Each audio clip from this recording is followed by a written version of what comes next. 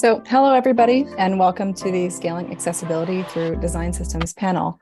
Thank you so much for everyone joining today. I'm also excited to welcome our guests who have extensive knowledge on the topic, Lauren Beatty, Stéphanie Walter, and Geri Reid. So the conversation today will be all about leveraging design systems to build inclusive digital experiences and how they can help to scale accessibility in your organization. So just a quick overview of how this panel will go. There will be a discussion as well as a live Q&A. So during the conversation, please share any questions that you have in the Q&A chat in Zoom, or if you're attending the live stream, you can add your questions in the chat section there. So we would love to know what you'd like to hear about from our guests, so please don't hesitate to ask. You can also upvote any questions that you would like to see answered, which would be very helpful to give us a better idea of what you would like to hear.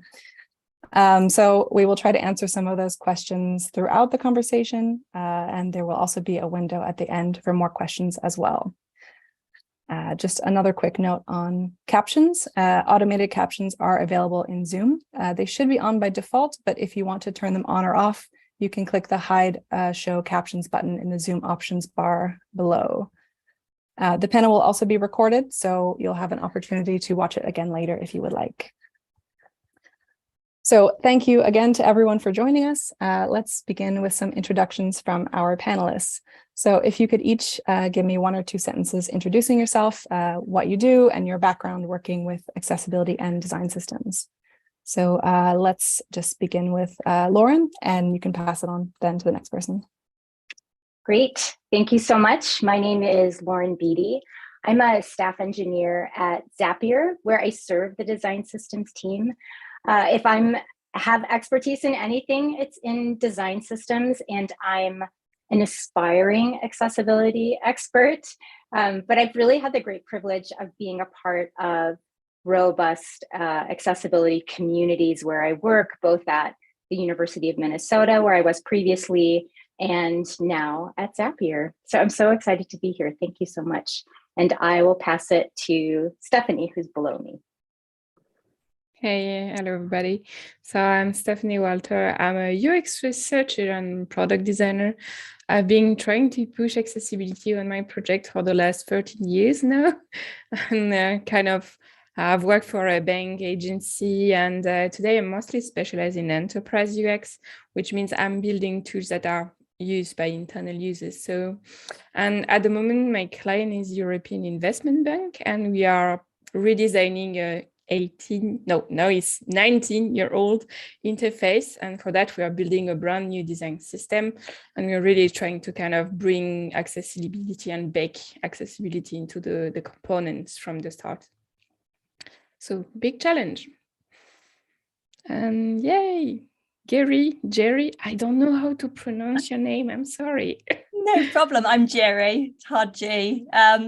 I've spent the last 6 years working in design systems teams. I'm currently lead designer on NewsKit, which is a design system that feeds some of the UK's largest newspaper and broadcast brands. In terms of accessibility, I'm a big believer that as designers and engineers who make stuff for the web, we have a huge responsibility to make sure the products we create are inclusive. I love working in a design systems team because we're well placed to not only provide a solid foundation, but also to educate consumers in accessibility best practice. And hopefully we can dig into that on the call today. I hope so too. Really happy to have you all here. Thank you so much. My name is April Elsich, and I'm your moderator for today's chat. I am a product designer focused on building better tools for design systems at Supernova. So now we can get into the discussion. I wanted to start with just a warm-up question to kick off the conversation.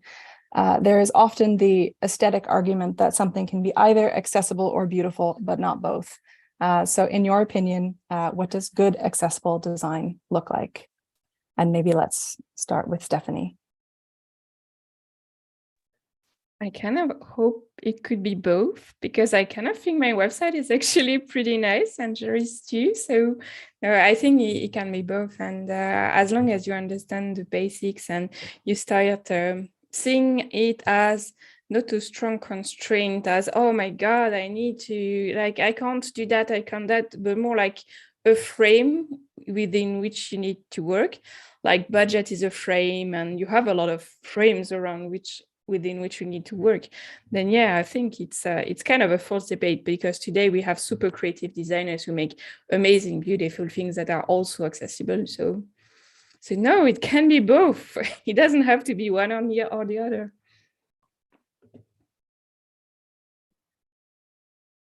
No, I chime in there and completely agree. Yeah, there used to be quite old school thinking that websites had to either be sort of beautiful and aesthetic or accessible, and you could never have the same. I mean, yeah, look at Stephanie's website. It's completely accessible, and it's a really beautiful site that I admire all the time. So I think that's quite a sort of old school thinking. And then piggybacking on Stephanie's point earlier, that if we're considering accessibility from the start before we even are creating designs, it's so much easier to just bake it in right from the very start, right? We don't have to start from something that's inaccessible and then backtrack. And then I think that gets in our mind that, oh, that's not as beautiful as it was before, right? We don't get so attached to our designs. So baking it in from the very start really helps with that process. I figured this wouldn't really be a very contentious question for this audience, but it was just nice to know your specific insights on that sort of topic. What you said, Lauren, about considering it from the start is a really good jumping off point for the next question, which is more specific to the theme of this panel. And I think hopefully it will bring up a lot of topics that we'd like to touch on in the next half hour. So the question is, what role do you think design systems play in promoting accessibility? And maybe let's start with Lauren, if you're ready. Yeah, we touched on this a little bit already in the chat, but the design system, especially if it's widely consumed at your organization, which at Zapier it is, everyone uses the design system. So having those great decisions already like a part of your design system just it gets the product on this really solid, accessible foundation, one. And then two, I think even without being explicit about it, that having an accessible design system sets the standard for the rest of the organization, right? So we've created this accessible product. This is what's important to us. And then the consumers see that it's accessible and want to build on top of that. Whereas like converse is true, right? If we create components that are inaccessible, it sends the message without us saying anything at all that like this is okay for the rest of the organization. We created something inaccessible, and that's just fine. Does anybody else have any thoughts on that? On what role design systems play?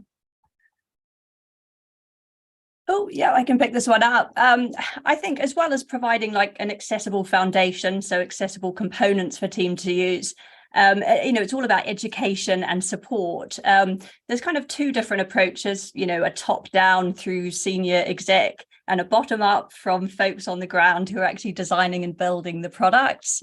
From the top down, it's really key to gain leadership support. If there's no digital accessibility policy in your organization, that's a great place to start. Do some research, write a statement, get your senior stakeholders and legal team to approve it, and then you've got the clout you need to start the next bit, which is embedding inclusive process into the organization. That's your bottom up.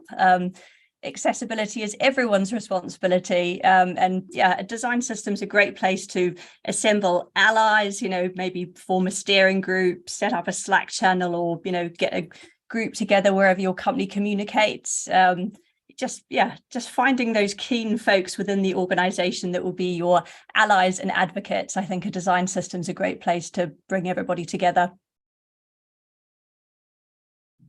Yeah, and to add on top of it, bringing everybody together, I think it's also good to have like kind of good examples. And if you have an accessible design system and you have those components, maybe you will onboard some people who are not that familiar with accessibility, but then you can show them it's like, oh, what is thing like area something, what does it mean and how do we use it? So having basically like bringing also curiosity about, okay, there's something in the code I don't understand, I'm going to ask around. And same for when it comes to design, like when you explain to the designer, oh no, you can't just have a red border on the error message. We need to have two ways of conveying the information, and color can't be the only one. And this is why we have this and that and that. So I think it's also kind of having this design system as a good example to show and have people ask questions about and educate the ones who you onboard in the team. So it's also kind of, I think, good starting point to bring the team together. Definitely. Thank you. So I think often design system teams end up owning the accessibility for the organization. Do you think this is the way it should be, or this is where it should start maybe? And where is the line for what a design system should solve? And what is it not its responsibility, basically? I think it's really difficult in a design systems team not to have the sort of control. In design systems, we, as a team, we're now producing more sort of composable or subcomponents, which means, teams can take all the different bits away and assemble them however they want, or, however suits their brand or purpose. You find the first iterations of a design system are really prescriptive. These are the rules, use this component prescriptively the way the design system has documented, and this way you'll meet WCAG guidelines. It's quite hard to give up that control as a designer on a systems team, but yeah, I'm getting there.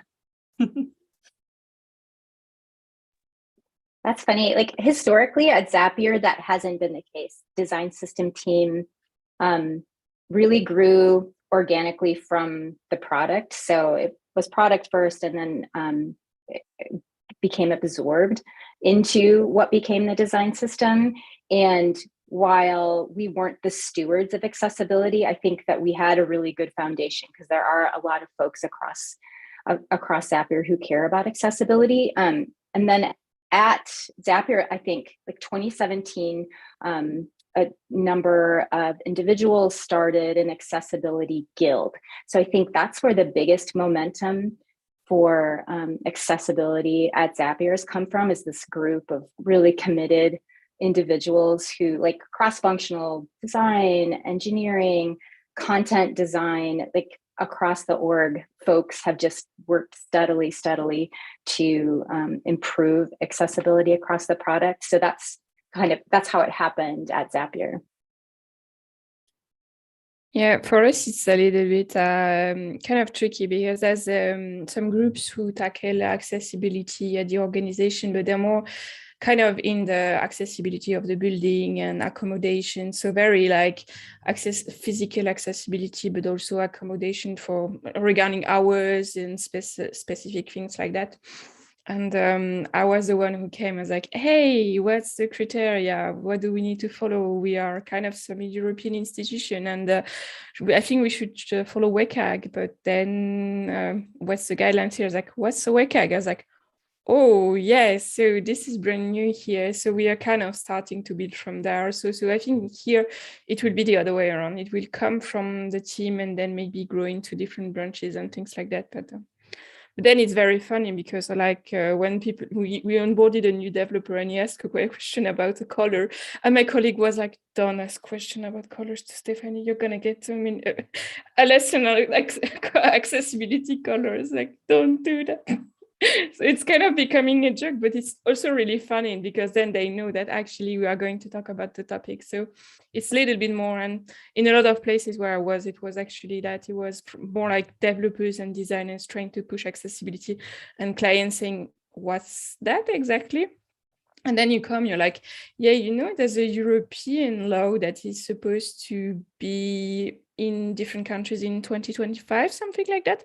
That's going to make it even kind of try to regulate a little bit more. So maybe you need to get on the topic. So from what I've seen here is more like people like us, passionate people, developer, designer who try to bring it to organizations. But it really depends on the organizations. It makes sense that it really depends. We've mentioned the WCAG a few times. So could you give us a quick overview? Essentially, I think, Geri, could you give us a quick overview on the Web Content Accessibility Guides, affectionately known as WCAG, and what it means to meet those criteria? Okay, so WCAG and what it means to meet criteria. Yeah, if you're new to WCAG, it's the Web Content Accessibility Guidelines. Better get that bit right. They are the global industry standard measure of accessibility. There are 3 levels of conformance, A, AA, and AAA, in both government and in the private sector here in the UK. Reaching a 2.1 AA standard is what most organisations are aiming for.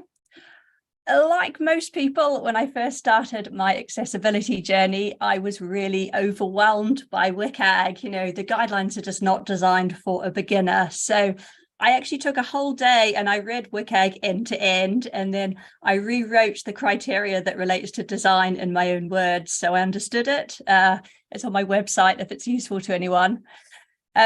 Taking this back to design systems, when you're producing components, designers and engineers will get together, do some research and build the component to a WCAG AA standard. We then test the component with automated tools and test manually to make sure they comply with WCAG criteria. What you do have to remember, though, is WCAG compliant components don't automatically guarantee an accessible end product. Components could, all align to the correct WCAG criteria, but still be configured to make a product that is completely unusable. I've seen this happen. A design system that meets WCAG standard provides, a solid foundation, but consuming teams have to configure and compose those components thoughtfully and test their product to make sure it's accessible. I kind of feel like it's a bit of a myth among senior stakeholders that the design system somehow takes care of accessibility. Circling back to your original question on what it means for your design system to meet WCAG criteria, it ultimately means that you have a solid set of building blocks that your teams can consume, but there is still significant work to be done to make those into an accessible product. Thank you. That was a super helpful, succinct description, I think, of a complicated sort of topic. I wanted to sort of approach it from a few different perspectives. Maybe let's start with Lauren. So from your perspective as a front-end engineer, why is meeting this criteria an important step for design systems? Or alternatively, which criteria do you find the most important for your work? Oh, gosh. Why it's important? Well, as Geri said, it gives us something, it gives us like a baseline to shoot for, right? And we have really robust tools that can measure how well we're doing meeting those WCAG criteria, which is great, because if you can't measure it, how do you know how well you're doing?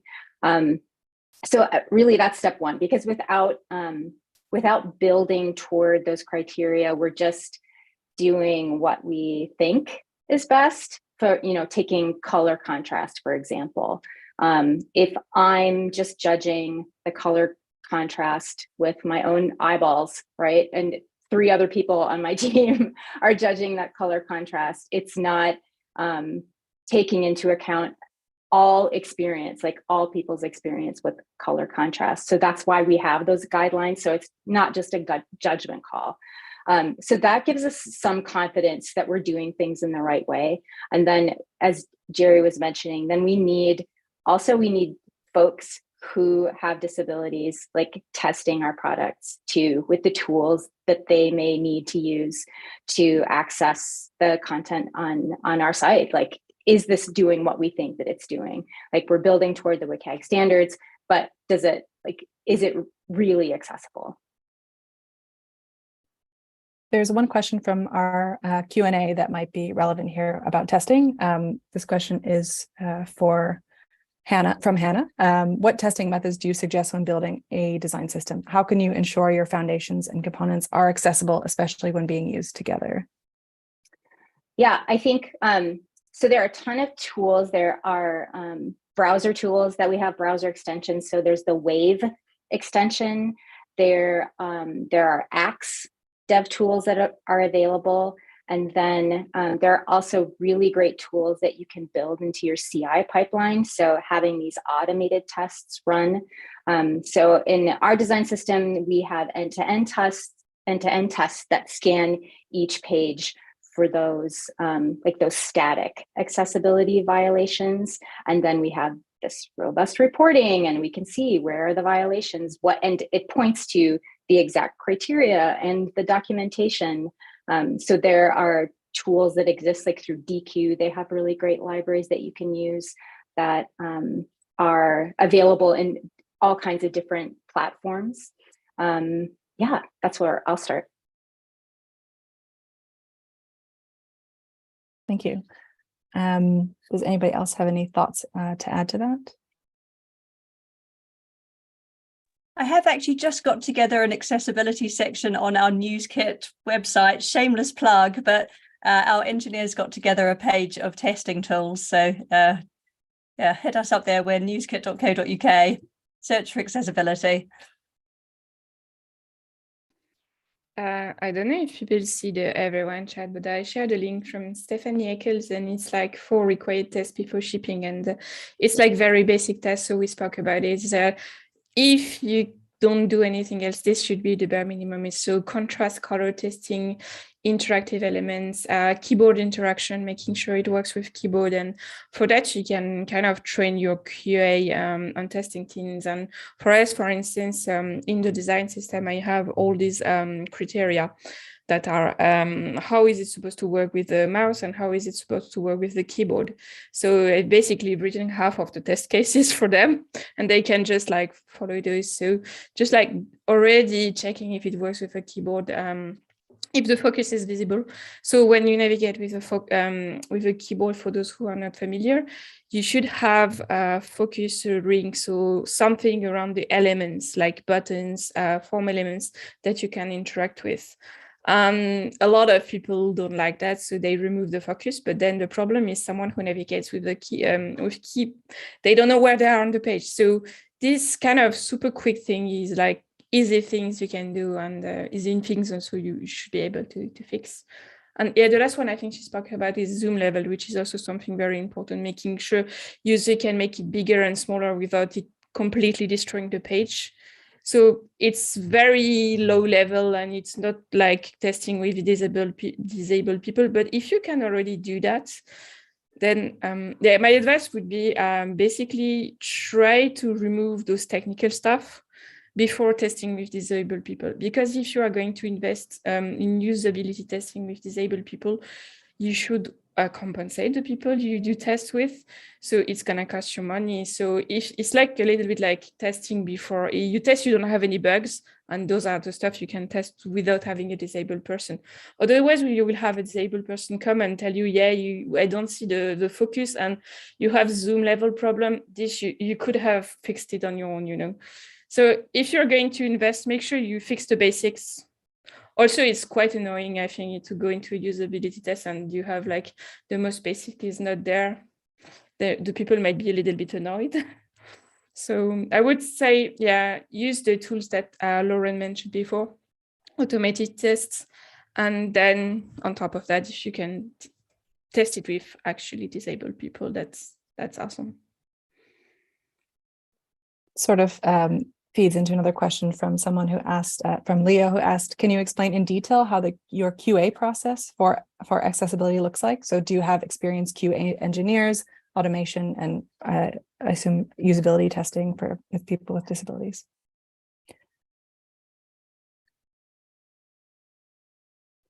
I can speak to what we do at Zapier. We don't have a QA team. We don't have QA teams at Zapier. So one of our values is don't be the robot, build the robot, right? We're an automation company. So as much of the testing that we can automate, we automate. So we have all of those end-to-end and unit tests built into all of our CI/CD pipelines. And then we hire outside for folks to do testing, so folks with disabilities to do that manual testing with our product to see how well we're doing or how not well we're doing. Our end products go through rigorous testing, but for me, working on the design system, we obviously go through a process each time we develop individual components. We start in UX by researching best practice and, writing a component specification. Our engineers then do an accessibility spike. So, we look to W3C for the correct HTML structure, naming conventions, ARIA, authoring practices, keyboard interaction, how the component should be announced on screen readers and assistive tools. So yeah, we go through quite a process in order to actually get a component together, and then we test the component using automated and manual tools. But obviously the teams that then pick up those components and use them in their end product also have to go through a QA and testing process. Robin also asked a question in a Q&A about components. So how do you determine an MVP for accessibility components, knowing that things will be iterated upon, especially when WCAG isn't always easy to get 100% right for specific situations?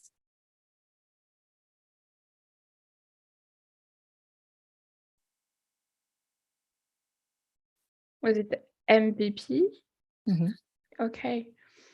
For us, we don't really have MVP on the components. We try to build them as close as we can to the real version. We are a super small team, so what we are basically trying to do is at least we make sure that keyboard accessibility is working. We make sure that we have the right things that are narrated by the screen reader. So I'm kind of cautious with the MVP because I've been in a lot of situations where I was told that, oh yeah, sorry, it's not accessible, but accessibility isn't part of the MVP.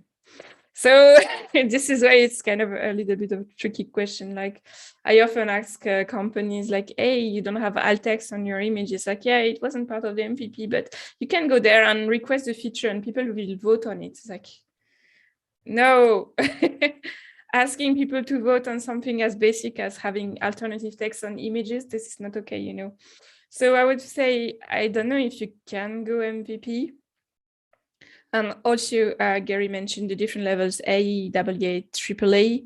So it really also depends. What are you supposed to basically cover as a level? If you're supposed to be AA, you can't say, oh, we'll do an MVP in A and then maybe later AA. That doesn't work. So depends. Very hard to give a not an independent answer. Yeah. Go ahead, Geri. Oh, sorry. I was just the minimum viable product. For me, it relates much more to products than individual components. So, yeah, I think as Stephanie said, your base component needs to be WCAG compliant and check all the boxes. You could then take that to build an MVP, which maybe tests out, a user journey or a process or, some sort of funnel to take your users through. But I think your core components need to be WCAG compliant, or at least compliant to, whatever, policy or, however your company, that whatever standard that they're trying to achieve.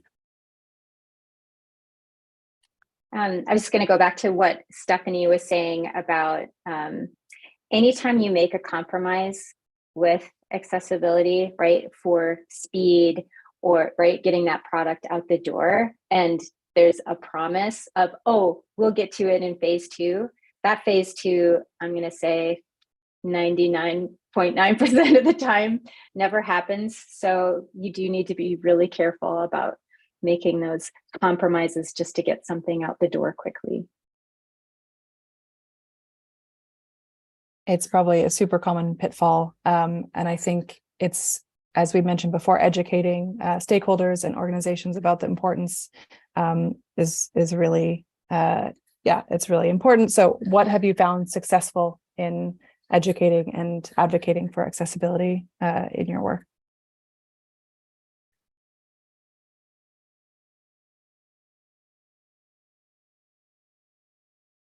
I think being open to compromise in terms of design. So a lot of times, like, I'm not an accessibility expert, and there are plenty of people at the org that aren't accessibility experts either. But 99% of people at Zapier really care about it, and they want to do what's best. So approaching it from that empathy angle really helps. And then pointing folks to specific resources that can get you to that desired accessible state. And then even if I don't know what the actual state needs to be at the end of the day, right, there are lots of folks that I can connect them with. So going to the empathy angle has really worked for me, for sure. I'll jump in and say this sounds really cheesy, but be the change you want to see in your organization, become that advocate, fight for accessibility to become, part of the process and for the needs of your users. Everyone knows it's the right thing to do. If it's not coming from the top down, from policy and the senior exec, then do all you can with a bottom-up approach. A design systems team is perfectly placed to educate consumers, model good practice, and boost accessibility through its tools, documentation, and community. So even if accessibility isn't on the agenda in your organization, the lesson I've learned is just become the advocate and make it part of the agenda. Yeah, for me, it's bouncing back on empathy. It's a kind of show, don't tell. So if you have in your voice of customer support, or however you call the people talking to actual users, some testimonial of people who struggle with the website because of accessibility issues, maybe it's a good idea to kind of explain that a little bit to the team. If you can if you're doing usability testing with some disabled people, it can be a good way also to show to the team. Usually when you do usability testing, even without disabled people, you tend to share some of the part of the test to the team to show them how users are struggling, what poses problem, things like that. And I think it's the same a little bit with accessibility, and you just need to make sure you kind of don't go into a line where it becomes kind of pity or a little bit weird, or like, oh, this kind of either weird or, oh, it's a superhero, that person can use the website without seeing. So you need to be a little bit careful with that, not to go into either direction. And if you don't, I'm going to share a link. W3C has some videos called perspective videos, and it's basically people with different types of disabilities using the web. And it's super interesting because I'm pretty sure a lot of people are not aware of all of this type of disability, but also all not aware of all the type of devices you can use to use the web in different ways. And if you don't have examples from your own website, then I think this is kind of another way to show a little bit, explain, bring empathy, and I think you need to go beyond the survivor bias. So survivor bias is, there was this, I don't know which war, second or first, I never know, plane would come back, and people would say, oh, we are going to look at where the holes are in the planes, and then this means the parts where we need to patch it up. And someone said, but look, the plane came back. So it means that the holes here, okay, they damaged the plane, but they didn't shoot down the plane. What we should look at is not the plane who came back. It's actually the plane who never came back. So it's called the survivor bias. And usually you hear things like, yeah, but we don't have blind users, so we don't need to kind of make it accessible. Then the question is why don't you have blind users? And for me, it's a little bit the way around. It's the same thing with recruitment. It's yeah, but we don't have disabled people. It's yeah, your HR website is not accessible. A blind user could not use it. Someone can't use it with a keyboard or something.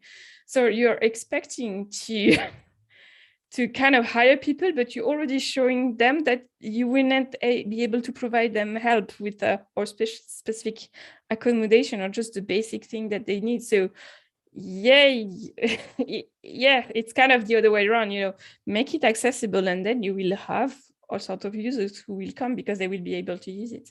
So kind of going beyond this, oh, we don't have that type of user, we don't need to do that. Drives me nuts very often. I'm just unmuting to clap for that. Yeah, really interesting analogy. Yeah, that was really helpful in general. I want to summarize that because yeah, I feel like those were all really good points. So to summarize, we talked about empathy and sharing testimonials and be the change and avoiding the survivor bias. I think those are all really great points. I wanted to, because I'm being mindful of time, I wanted to move on to another topic, which is documentation. Because obviously it is critical and important part. So what is important to consider when documenting accessibility in design systems? Maybe we can touch on when or how early in the process this should happen and what specifically should be included in documentation. I think my biggest takeaway is documenting is a team sport. As a designer, you need to involve engineering, get loads of eyes on your draft. If you're the one writing something, be prepared to iterate. Also bear in mind that not everyone, designers or engineers, is a writer or is comfortable writing technical docs. You know, we all have our strengths. You know, if you don't have the luxury of a dedicated content designer, then having a templated layout can help.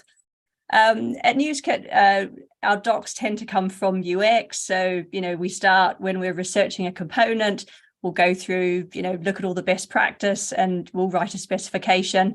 I always lean very heavily on the fantastic work of GDS, the Government Digital Service here in the UK. As a team, we bring together what we've learned in our bi-weekly tech analysis session, and we all pitch in and decide on things like behaviors, states, props, accessibility, best practice, what we need to support. We then test and build the component, and as we go through this process, we do our best to distill these findings down and present them on our doc site, sort of keeping things as succinct and relevant as possible. But it's definitely a team effort that everyone needs to pitch in on.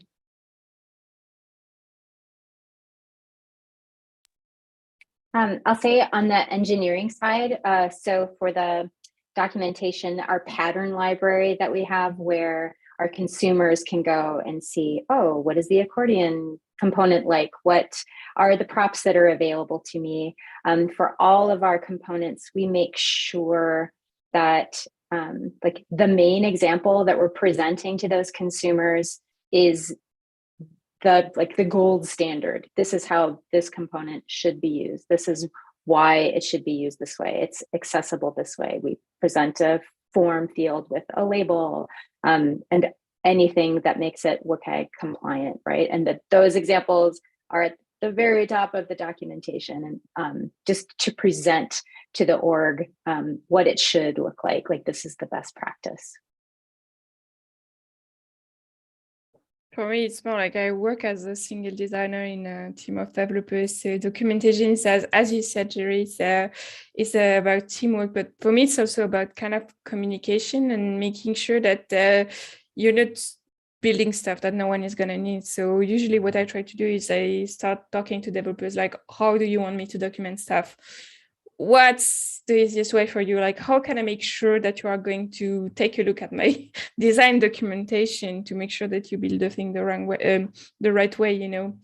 So it usually starts like that, like having a conversation on, okay, do you want it in Jira ticket? Do you want super verbose where we describe the whole component, or do you prefer that I would do this? So what I usually do for complicated component, I do interaction flow, which is I have all the states of the components, and then I have little arrows to show, okay, when you click on it, it does that, and when you click on it, it does that, and if you need to navigate with the keyboard, it does that and that and that. I'm gonna put the link to my talk on the topic because there's more visual example like that. But yeah, so usually what I try to do is say, okay, and from what I've seen so far is really like trying to communicate with developers, and yeah, if you want it to be used, you need to build it together. Also maybe roles and responsibility a little bit, because you might have some developers who are super kind of know about accessibility a lot, and some who might not know at all. And then as a designer, it's sometimes complicated to tell the developer code stuff because they might think, yeah, but she's the designer. How dare she talk about me about code? So what I usually try to do is have the team say, okay, what are you comfortable with? What is your area of expertise? Where do we need help and stuff like that, to make sure that, again, you don't step on each other's toes on the documentation side. Otherwise, it's going to be, I think, resentment and a big mess as well. And you don't want that because you have a lot of other problems when you want to push accessibility. So you need your team to act as a team, basically. Thank you. I think we're going to maybe do the Q&A in about 5 minutes. So maybe just going to pick another sort of closing question on this section. What lessons have you learned about designing for accessibility? We may have touched on some of this as well, but maybe there's some sort of overarching lessons that you've learned that you could share.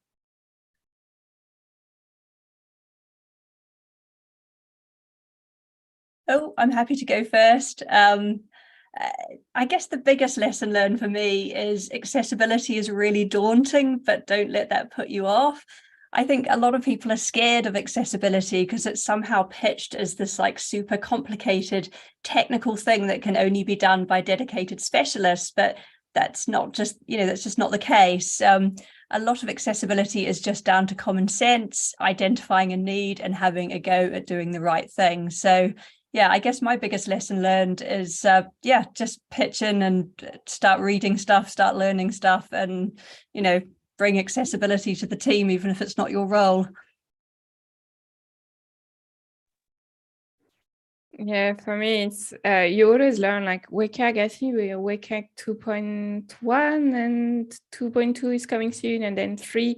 So it's something that is always moving forward. It's always changing. And there's a lot of super amazing people out there, and usually like the accessibility community is sometimes a little bit grumpy, let's be honest, because they've spent so many years trying to fight for that. So, but honestly, they might sound a little bit grumpy, but most of them, they're just like, like teddy bears, very, very nice people, super helpful most of the time. And yeah, I think if you reach out, you will always find someone willing to give you an answer. So just don't be afraid. You will make mistakes. So just don't be afraid to make mistakes, to ask around and to learn from your mistakes, because it's okay. It's kind of a journey. And as I said, even the standards are moving all the time and new things get added and removed and changed and stuff like that. So try just to do it better than yesterday. That's already a way to, and yeah, be open to just learn all the time, basically. Yes, just adding to what everyone has said, it can feel really daunting. You go and you audit your website, or you've had an outside vendor audit your website and you have a gazillion accessibility violations. It's important to just take steps to make it better and to keep taking steps. You can't solve all of the violations at once. You can't fix your whole product in 1 week or in a sprint, right? You grab the low-hanging fruit, fix some things. Now fix something in your design system, and then that fix goes out to every single team, right, across the organization, which is so powerful. Like, that's one of the reasons why having an accessible design system is so powerful, because all of that accessibility just permeates throughout the organization. So just take baby steps and keep taking those steps forever. Basically, just keep getting better. I think that's a pretty good takeaway. I'm going to take a look at some of the Q&A questions. We can open up some new lines of discussion. This one specifically was for Geri from CETA. I'm really interested to learn more about the org-wide digital accessibility policy that Geri mentioned. What does this look like in practice? We've just started out on an accessibility journey at News. We've been lucky enough to have an accessibility specialist sit with us for 3 months, and he's just sort of kicked off this whole policy discussion, which has been really useful. I'm sort of taking on his work now that he's moved on, and it's something I'm keen to get signed off by the senior exec, because, you know, once you have a policy, then you've got the clout to action that and, you know, to potentially get accessibility, you know, into KPIs and on roadmaps. If it becomes a company-wide thing, then, you know, people have to sit up and listen to it. Always start with the top down, you'll get a bit more clout. Thanks. So another question from Anna Katharina. Even if every component of a design system is accessible, you could still build a non-accessible website or app out of it. So do you have in your design systems an all-over guideline on the topic? I assume maybe in documentation, she means. I'm happy to pitch in on that one as well. It is a really common misconception often amongst sort of managers, senior stakeholders, that if we use the design system, our product will be accessible, right? Nathan Curtis, who know design systems talk would be complete without a citation from, he has a great original piece on this saying teams adopting design systems components need to configure, compose, and customize individual components for accessibility. To unpick those 3 C's, configure, you know, that's things like meaningful copy, ARIA tags, error messages, and then compose multiple components together accessibly, thinking about things like semantic structure, reading and focus order, and finally customize components using the system's documented foundation. You know, providing accessible components, the system gets you some of the way, but there's still a lot of work to be done by consuming teams. And it's really dangerous to think just because your component library meets WCAG standards that the end product is automatically accessible. Yeah, the same kind of testing that we do in the design system then also needs to happen in the main product, right? That just what Geri's saying, just because the design system is those components are accessible doesn't automatically just magically make the whole product accessible. So we have the same kind of expectations and standards for that automatic testing, and really that's where most of our manual testing happens, is in the product itself, right? Can a person who is using a screen reader create a Zap, for example, right? So it's it's even more important in the product.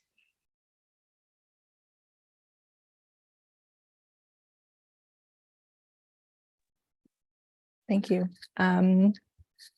So here's a question. What is the best way to build a business case when you know that certain redesigns will require a lot of effort and probably meet some resistance? Or put another way, what success indicators can we measure as a design team?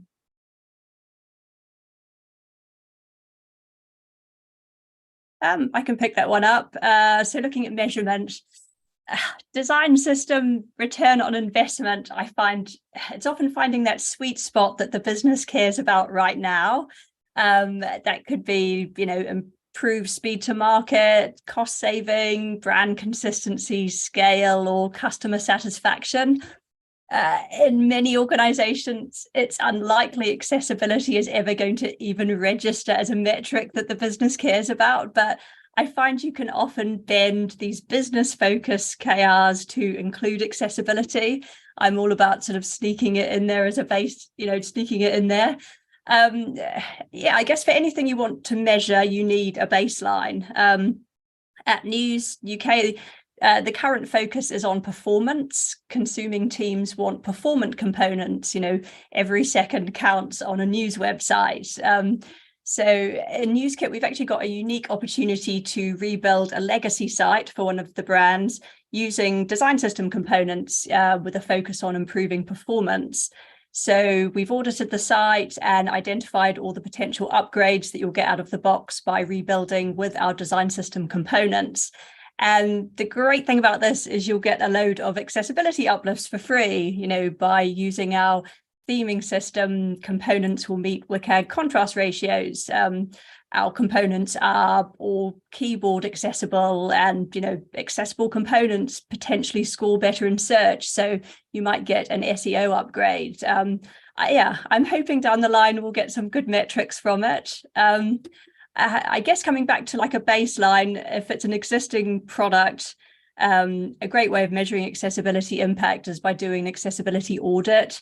And at the end, you'll potentially get some good quant metrics on technical improvement, performance, and SEO. But yeah, you could also tie this back to things like, I don't know, the number of people with disabilities who were previously blocked from using your product who can now engage with it.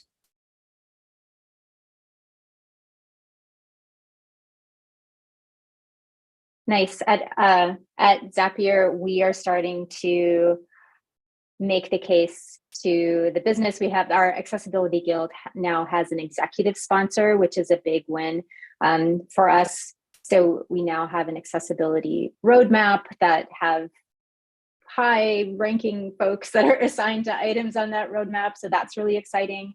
And then we're working on rolling out accessibility. So most services have this built-in end-to-end testing in their services already, but we're working on kind of standardizing that across the org, and then those reports will be able to feed into this like centralized dashboard, so we can show those numbers to executives in one place, right? So right now the design system has metrics for our own code, and such, they have metrics for their own code. But if we can have all of that information in one centralized place, that'll help tell a more powerful story, I think, to our stakeholders, to our executives.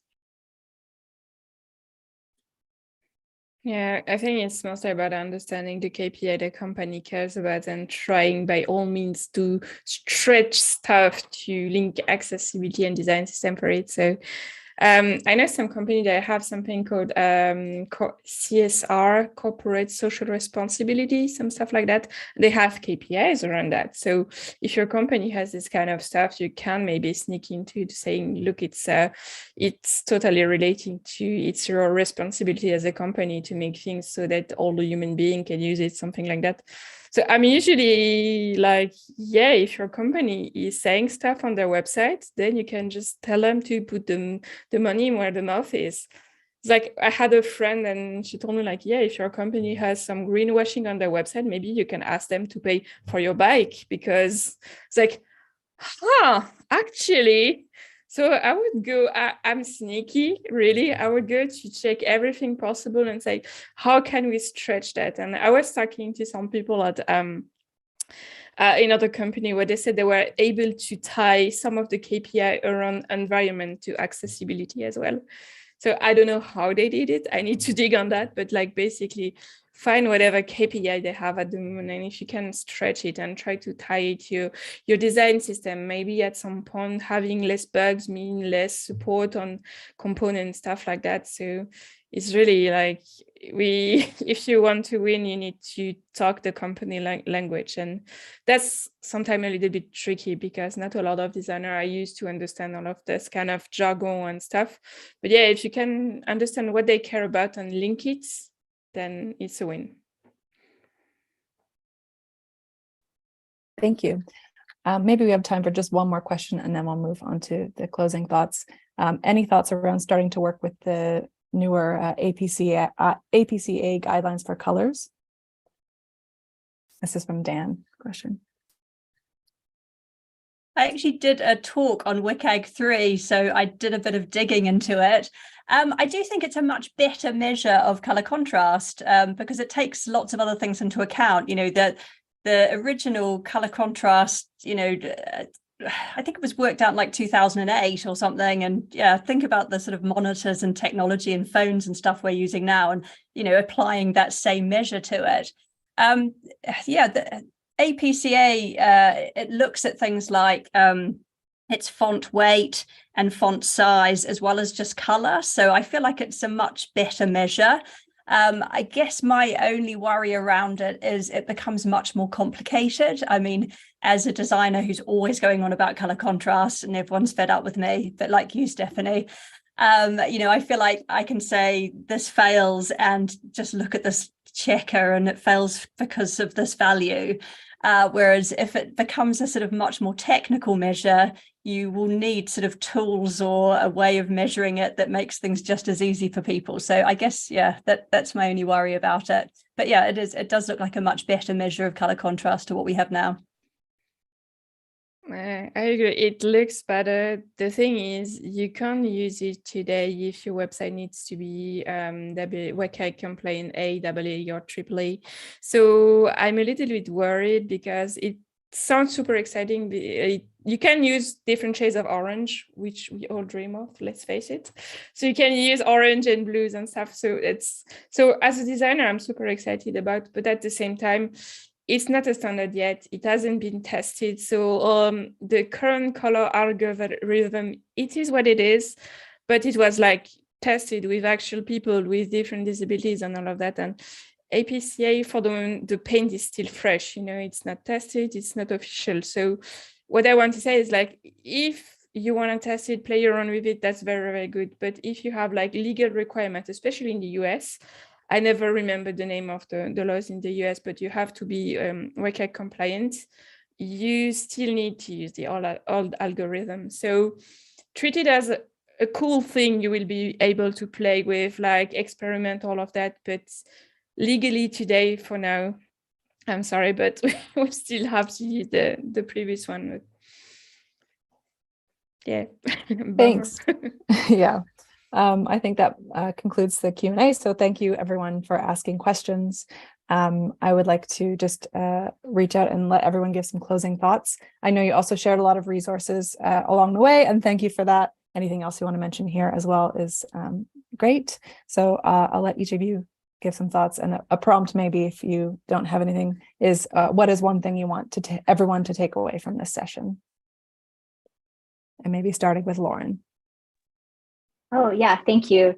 I think just the most important thing, this is something I said before, the most important thing is to just get started, make steps to improve the user's experience of your website. You don't have to fix everything overnight, but you want to make steps every day to improve the accessibility of your user's experience.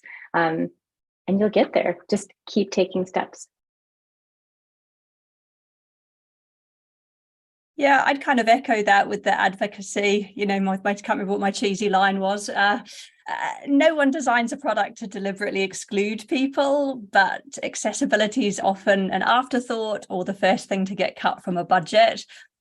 Making accessibility a priority is down to advocacy and education.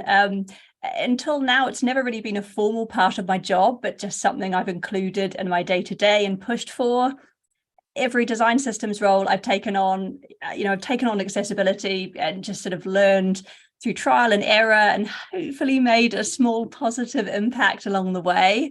To echo Lauren's thoughts, the work is never done, but a bit of effort is better than no effort at all. I guess I'd say, if you're passionate about accessibility, just do it, start learning, be that advocate. It's the right thing to do. No one can argue with that. Don't wait for someone to give you permission.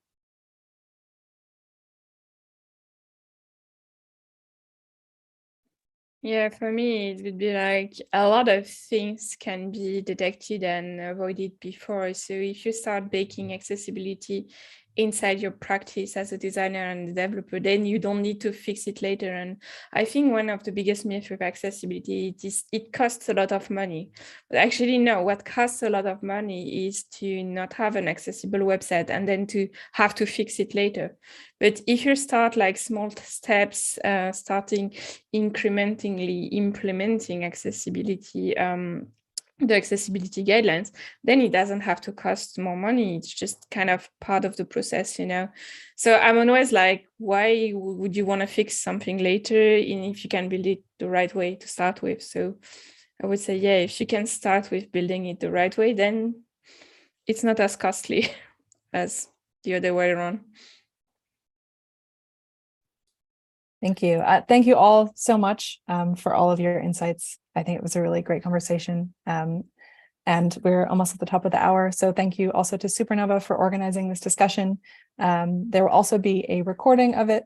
So any attendees will receive a link to the recording in the next few days. So that's it. So thank you so much, everyone. And thank you so much to you guys for having this chat. Thank you.